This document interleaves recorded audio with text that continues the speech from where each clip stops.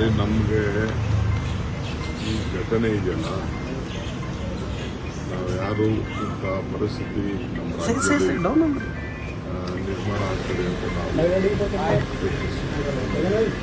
ನಾವು RCB ಅವರು ಬರ್ತಾ ಇದ್ದೀವಿ ಅಂತೇಳಿ ಅವರು ಇನ್ಫಾರ್ಮೇಶನ್ ಮೀಡಿಯಾಗೆ ಕೊಟ್ಬಿಟ್ಟಿದ್ದು. ಸೊ ನಮ್ಮ ಸರ್ಕಾರದಲ್ಲೂ ಕೂಡ ನಾವು we didn't have any option.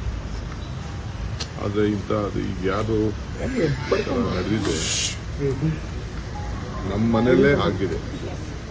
ಪ್ರತಿಯೊಬ್ಬರು ನಮ್ಮ ತಂದೆ ತಾಯಿಯರು ನಮ್ಮ ಫ್ಯಾಮಿಲಿಗಳಲ್ಲಿ ಆದ ನೋವು ಇಡೀ ರಾಜ್ಯದಲ್ಲಿ ಎಲ್ಲ ಜನರಿಗೂ ಕೂಡ ಇದು ಬಹಳ ಇದನ್ನ ತಡ್ಕೊಳಕ್ ಆಗ್ತಾ ಇಲ್ಲ. ಈ ಸಂಭ್ರಮ ಇದು ನಾನಿಲ್ಲಿ ಒಬ್ಬರಿಬ್ಬರ ಮೇಲೆ ತಪ್ಪು ಅಂತ ನಾನು ಹೇಳಕ್ಕಾಗಲ್ಲ. ನಾವು ಡೆಫಿನೆಟ್ ಅದನ್ನ ಪರಿಶೀಲನೆ ಮಾಡಲೇಬೇಕಾಗಿದೆ. ಇದರಿಂದ ನಾವೆಲ್ಲ ಪಾಠನೂ ಕೂಡ ಕಲೀಲೇಬೇಕಾಗಿದೆ. ಇಡೀ ಅಡ್ಮಿನಿಸ್ಟ್ರೇಷನ್ ಬೇರೆಯವರು ಹೆಣದ ಮೇಲೆ ರಾಜಕಾರಣ ಮಾಡ್ತಾ ಇದ್ದಾರೆ. ಕುಮಾರಸ್ವಾಮಿ, ಬಿಜೆಪಿ ಅವರೆಲ್ಲ ಅವ್ರದ್ದು ವೃತ್ತಿ ಅದು. ಹೆಣದ ಮೇಲೆ ರಾಜಕೀಯ ಮೊದಲಿಂದನೂ ಅವರು ನಡ್ಸ್ಕೊಂಡು ಬಂದಿದ್ದಾರೆ. ಬೇಕಾದ್ರೆ ನಾನು ದೊಡ್ಡ ಪಟ್ಟಿ ಕೊಡ್ತೀನಿ. ಅವ್ರವ್ರ ಅಡ್ಮಿನಿಸ್ಟ್ರೇಷನ್ಗಳಲ್ಲಿ ಏನೇನಾಯಿತು ಅಂತ ನಾನು ರಾಜಕಾರಣ ಅವ್ರ ಥರ ರಾಜಕಾರಣ ಮಾಡಲಿಕ್ಕೆ ನನಗೆ ಇಷ್ಟ ಇಲ್ಲ. ಬಟ್ ನನಗೆ ಐ ಆಮ್ ವರಿಡ್ ಅಬೌಟ್ ಆ ಪಾಪ ಮಕ್ಕಳು ಬಹಳ ನಾನು ನೋಡಿದೆ ಅಂತ 15 ವರ್ಷ ಮಕ್ಕಳು ಎಲ್ಲ ಈ ರೀತಿ ಆಗಿದ್ದವು. 10 ಜನ ನಾನು ನೋಡಿದ್ದೀನಿ ನನ್ನ ಕಣ್ಣಲ್ಲೇ. ಯಾರು ಯಾವ ಫ್ಯಾಮಿಲಿನೂ ಡೈಜೆಸ್ಟ್ ಮಾಡ್ಕೊಳ್ಳೋಕೆ ಸಾಧ್ಯ ಇಲ್ಲ. ಪೊಲೀಸ್ ಕಮಿಷನರ್ ಅವರು ನನಗೆ ಇಮಿಡಿಯೇಟ್ ಆಗಿ ಒಂದು 10 ಮಿನಿಟ್ಸಲ್ಲಿ ಕ್ಲೋಸ್ ಮಾಡ್ಸಕ್ಕೆ ಒಂದು ಮಾಡಿ ಅಂತ ಹೇಳೋರು. ಇಮಿಡಿಯೇಟ್ ನಾನು ರಶ್ ಮಾಡಿದೆ ಅಲ್ಲಿಗೆ. ಪಾಪ ಪೊಲೀಸ್ ಕಮಿಷನರ್ ಬಂದು ಹೇಳಿದ್ರು, ಇತ್ತಿರಿ 1-2 ಏನೋ ಹೆಚ್ಚು ಕಮ್ಮಿ ಆಗಿದೆ, ಸ್ವಲ್ಪ ಇಮಿಡಿಯೇಟ್ ಆಗಿ ರೆಸ್ಟ್ ಮಾಡಿ 10 ನಿಮಿಷದಲ್ಲಿ ಮುಗಿಸೋಕ್ಕೆ ನೀವು ಏರ್ಪಾಟ್ ಮಾಡಿ ಅಂತ. ನಾನು ಇವರು ಮ್ಯಾನೇಜ್ಮೆಂಟ್ ಅವರು KCA ಮ್ಯಾನೇಜ್ಮೆಂಟ್ ಅವರು ಹೋಗಕ್ಕಾಗ್ತಿರಲಿಲ್ಲ. ನಾನು ಕಾರಲ್ಲಿ ಕುಂಡಿಸ್ಕೊಂಡು ನಾನು ಅಲ್ಲಿ ಹೋಗೋದು KCA ಹೋಗೋದು ನನಗೆ ಪ್ಲಾನು ಇರಲಿಲ್ಲ. ಅವ್ರು ಇನ್ವೈಟ್ ಮಾಡಿದ್ರು. ನನಗೆ ಅಲ್ಲಿ ಹೋಗೋಕ್ಕೆ ನನಗೆ ಇಂಟ್ರೆಸ್ಟ್ ಇರಲಿಲ್ಲ ನನಗೆ. ಆಮೇಲೆ ನಾನು ಮ್ಯಾನೇಜ್ಮೆಂಟ್ ಅವ್ರನ್ನ ಕರ್ಕೊಂಡು ಹೋಗ್ಬೇಕಾಯ್ತು. ನನ್ನ ಗಾಡಿಯಲ್ಲೇ ಕುಂಡಿಸ್ಕೊಂಡು ನಾನು ಪ್ರೆಸಿಡೆಂಟ್ನ, ಸೆಕ್ರೆಟರಿನ ಅವ್ರನ್ನೆಲ್ಲ ಕುಂಡಿಸ್ಕೊಂಡು ಹೋಗಿ ತಕ್ಷಣ ಅವ್ರ ಹತ್ರ ಮಾತಾಡಿ ಅವ್ರಿಗೂ ಹೇಳಿ ವಿತಿನ್ 10 ಮಿನಿಟ್ಸ್ ಇದನ್ನು ಮಾಡಿ. ಅದಕ್ಕೆ ಅಲ್ಲಿ ಏನು ನಾವು ಅನೌನ್ಸ್ಮೆಂಟು ಮಾಡೋಕ್ಕೆ ಬಿಡಲಿಲ್ಲ, ಏನೂ ಇಲ್ಲ. 2 ನಿಮಿಷದಲ್ಲಿ ಅವ್ರಿಗೂ ಕ್ಲೋಸ್ ಮಾಡಿ ಒಪ್ಕೊಂಡ್ರು ಅವರು. ಅವ್ರಿಗೂ ಏನು ನನಗೆ ನಾನು ಇದಕ್ಕೆ ಹೋಗೋವರೆಗೂ ಕೂಡ, ಸ್ಟೇಡಿಯಂಗೆ ಹೋಗೋವರೆಗೂ ಕೂಡ ನನಗೆ ಹಿಂಗಾಗಿರುತ್ತೆ ನನಗೆ ಗೊತ್ತಿಲ್ಲ. ನಿಮ್ಮ ಮೀಡಿಯಾವರೇ ನಂಗೆ ತಿಳಿಸಿದ್ರು.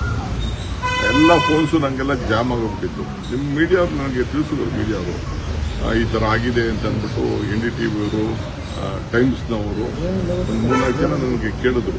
ಟೈಮ್ಸ್ನವರು, ಇಂಡಿಯಾ ಟುಡೇ ಅವ್ರು ನನಗೆ ಈ ಥರ ಆಗಿದೆಯಂತೆ, ನಿಮ್ಗೆ ಏನು ಗೊತ್ತಿತ್ತು? ನನಗಿನ್ನ ಗೊತ್ತಿಲ್ಲ ಅಂತಲೇ ನಾನು ಹೇಳಿದೆ. ಆಮೇಲೆ ನನ್ನ ಕಮಿಷನರ್ ಹೇಳಿದ್ರು ನನಗೆ ಬಂದು 1-2 ಈ ಥರ ಆಗಿದೆ, ತಕ್ಷಣ ನಾವು ಹಾಸ್ಪಿಟ್ಲಿಗೆ ಈ ಥರ ಆಗಿದೆ, ಇಮಿಡಿಯೇಟಾಗಿ ದಯವಿಟ್ಟು ನೀವು ಕ್ಲೋಸ್ ಮಾಡಿಸ್ಬೇಕು ಅಂತ. ನಾನು ಟೇಕನ್ ದಟ್. ನಾನು ತಕ್ಷಣ ಅವ್ರಿಗೆ ಹೋಗಿ ನಾನೇ ನಿಂತ್ಕೊಂಡು ಅಲ್ಲಿ ಅವ್ರಿಗೆ ಹೇಳಿದೆ, ನೋ ಫಂಕ್ಷನ್, ನೋ ಭಾಷಣ, ನಥಿಂಗ್, ಯಾರು ಮಾತಾಡೋಕ್ಕೆ ಅಲ್ಲಿ ಅವಕಾಶ ಕೊಡದೆ ಆಗಿದೆ. Definitely we will go to ನಮ್ದೆಲ್ಲರ ಇದರಲ್ಲಿ ನಾವು ಒಬ್ಬರ ಮೇಲೆ ಇಬ್ಬರ ಮೇಲೆ ಬಿಡುವಂಥ ಸಂದರ್ಭ ಆಯಿತು. ಯಾರ ಮೇಲೆ ಬ್ಲೇಮ್ ಮಾಡೋಂಥ ಸಂದರ್ಭ. ನಾನು ಯಾವ ರಾಜಕೀಯದವರು ನನಗೆ ಅವ್ರು ಏನು ಮಾತಾಡ್ತಾರೆ ಅಂತ ನನಗೆ ಲೆಕ್ಕನೂ ಇಲ್ಲ.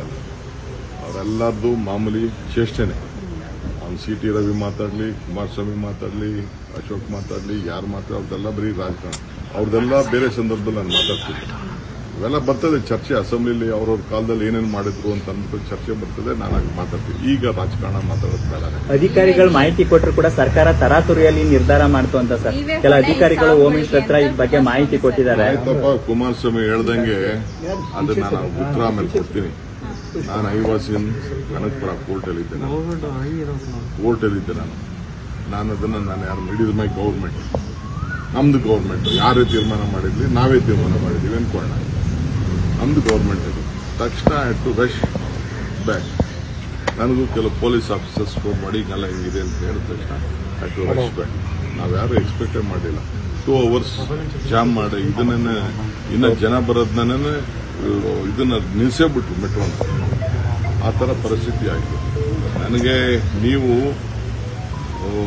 ಬರೀ ರಾಜಕೀಯ, ನೀವು ಮಾಧ್ಯಮ, ನೀನು ಕೇಳಕ್ ಹೋಗ್ಬೇಡ. ರಾಜಕೀಯ ಮಾಧ್ಯಮ ಅವ್ರದ್ದು ಕಾಲದಲ್ಲಿ ಏನೇನಾಯ್ತು, ಇಲ್ಲಿ ನನ್ನ ಮನೆ ಮುಂದೆ ರಾಜ್ಕುಮಾರ್ ಆದಾಗ ಏನಾಯ್ತು, ಇಲ್ಲೇ ಎದುರುಗಡೆ ಮನೇಲಿ ನಾನಿದ್ದೆ ಅವತ್ತು. ನಾನು ಡೆಲ್ಲಿಯಲ್ಲಿ ಇದ್ದೆ ಅವತ್ತು. ಏನೇನಾಯ್ತು, ಯಾವ ಸಂದರ್ಭದಲ್ಲಿ ಏನೇನಾಯ್ತು ಡೆಲ್ಲಿಲಿ, ಅದೆಲ್ಲ ಈಗ I don't want to speak politics, ದಟ್ಟಿ ಪಾಲಿಟಿಕ್ಸ್. ಅವರು ಯಾವತ್ತೂ BJP and JDS always plays politics on dead bodies. That is their life.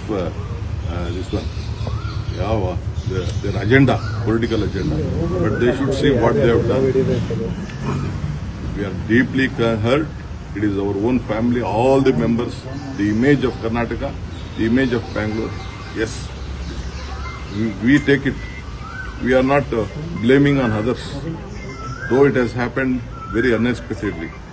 We never expect, no one expected such a crowd. 18 after 18 years, I don't know what was boiling in the youngsters. They all came. No doubt, some decision was there. They wanted to come when they open, and that is all debatable. Things has happened. Now let us be a part of the grief. We want to respect them. It is our family members. We all are. My CM is also shocked. My Home Minister is also shocked. The entire government is shocked. The state is mourning for this. Sir, a few minutes back you were crying, sir. You were narrating something. No, see, of course, it is all of our family members. We never expected such a big gesture. The image of Karnataka, the image of Bangalore has lost. The family has lost. Which child, some mother spoke to you? Yes, the mother said, don't do postmortem, give the body to me. How can we do it? We have to take up a legal this one. Tomorrow something may happen, whether it has been done it in a proper way, whether it is not been, it is an accident, whether someone has stamped it, someone has stabbed it. That has to be, a report has to be come from the health. When postmortem is done, only we will know about it. Because I just checked the gates, what the things were there, how many gates were there. A lot of issues are there. I think the magistrates will definitely look at it. We are very serious in this. My party, even in the national level also, they are very much concerned on this issue. So let us, we will try to find a solution for this. Sir,